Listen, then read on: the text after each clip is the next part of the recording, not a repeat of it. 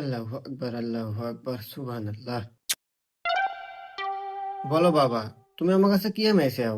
আসলে ইমাম সাহেব, এটা তো রমজান মাস।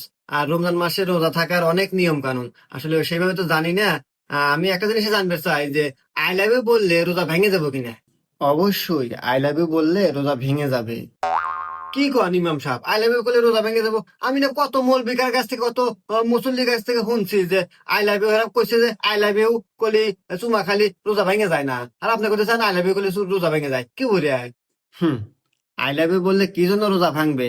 দাঁড়াও, আমি তোমাকে ব্যাখ্যা করে বলছি, মানে ভেঙে বলতেছি। তুমি যদি পাশের বাড়ি অন্যজনের বউকে গিয়ে আই লাভ ইউ বলো, সেখানে ঝামেলা হবে, বিবাদ হবে, মারামারি লাগবে। আর মারামারি, বিবাদ চিবাদ এগুলো আমাদের ইসলামে পাপ। আর পাপ হলেই রোজা ভেঙে যাবে। আর তুমি যদি তোমার নিজের বউকে আই লাভ ইউ কও, তুমি এত বড় যে একটা মিথ্যা কথা বলবে।